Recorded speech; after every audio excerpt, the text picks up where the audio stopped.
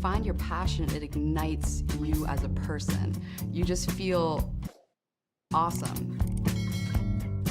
Hello, my jiu-jitsu sisters. What is going on? So Gary and I are about to film a video for Patreon to go in depth into this technique that I'm about to talk about. So a lot of you have commented how you feel a little frustrated because you're learning things in class and it's really hard to translate things onto the mat. So what I'm going to show you today is the move of the week.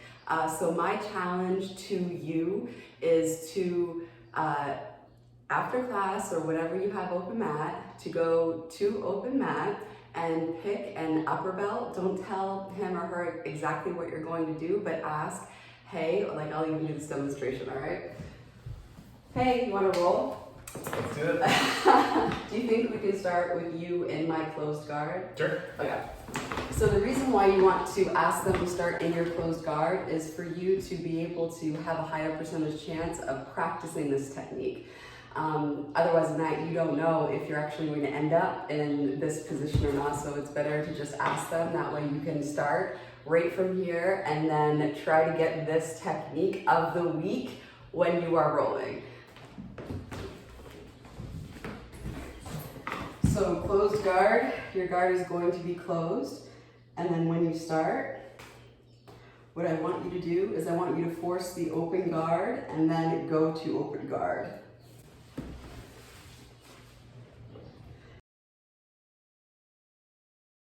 And I want you to stay here. And then if they're trying to fight through, either get them back into your closed guard, or you might get your guard passed.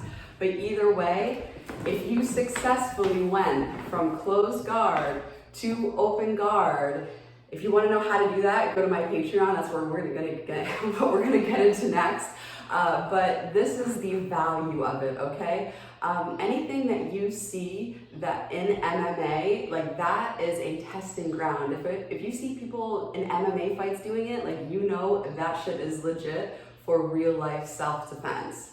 So this is something that I have used like in an MMA fight. This is something that was taught to me specifically for self-defense, and this is like the original jiu-jitsu. Like the person that taught me was taught by another person, was taught by this is like lineage. Okay, this is like the roots of BJJ, how to force the open guard. Now, if you watched my previous video where I talked about how to win the game, of how to basically win level 1 of the game that I talked about, this video is in my Patreon.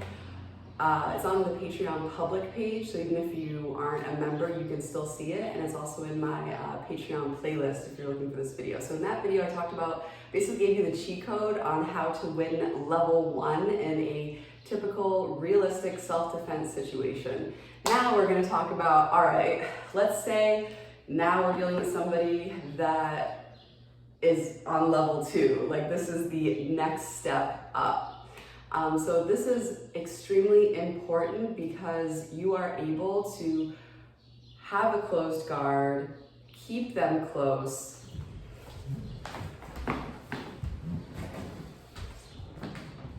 so with your closed guard, you're able to break their posture, you're able to pull them close, and you're able to control them. That way they aren't trying to do anything to you that you don't want them to do.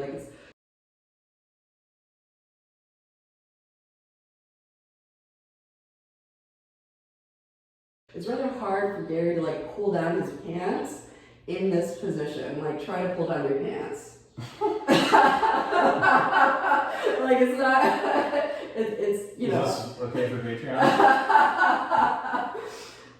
And then if you want to make space, typically in a fight, what happens is the person's going to fight you physically, meaning they're going to have a physical argument with you. So anything that you do to them, typically they're going to resist it by trying to do the exact opposite movement. So if I'm trying to pull Gary down, Gary is going to be trying to get his posture back by popping up. When he does pop up, that gives you a great time to go to your open guard. Now for a self-defense situation, you have two options from here, which I'll go through on my Patreon as well, but you can either go for, if he stands up, or even from this position, you can go for up kicks if he's still on the ground. Don't do this while you're rolling, or don't kick your partner in the face if they don't know it's coming. But even from here, you know, you can do kicks to the face. Like, that's perfect for a self-defense situation. You see up kicks all the time in MMA. I've seen a knockout from up kicks in the MMA. Or what you can also do is, if you do not want to offensively engage like that, what you can do is you can post on them, go for the technical stand up, and run. You can get out of dodge. So, all right, so that is the move of the week. So basically what I want you to do is start in close guard, force the open guard, and then from there, I want you to keep your feet on their hips and do monkey feet. This is going to be so useful for you because it's going to be a very high percentage chance of it working for you, and this is a technique that is one of the roots of BJJ. And as a female, you are statistically likely. This is one of the moves where you're going to be using it in real life if you're in a self-defense situation that goes beyond level 1, and now you're in level 2. So this is the level 2 cheat code.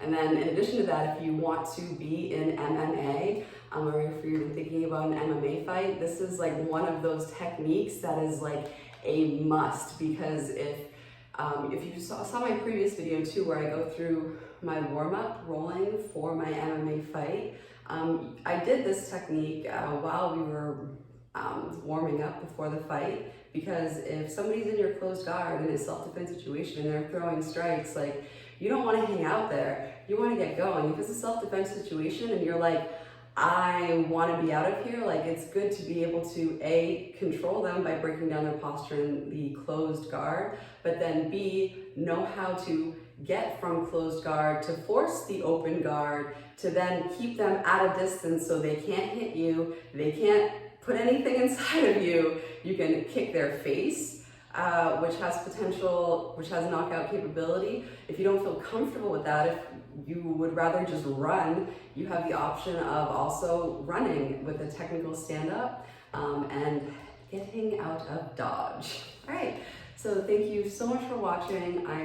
I'm very excited. I think that when you try this on the mat, it's going to be really motivational for you, because it feels good to see stuff working. And as a beginner, if your goal is, okay, if your expectation is, I'm gonna go out there and I'm gonna slap on submissions, I'm gonna get that arm bar, that's not as realistic if you are the smallest person on the mat, a female, and being a female, typically you're going to be the smallest person on the mat, and you only have 3 months of experience, so you are the least skilled and the smallest on the mat. That was my, situation. So this technique will give you, that boost of confidence that we all need when we first start, and it's very applicable for real life, especially as a female.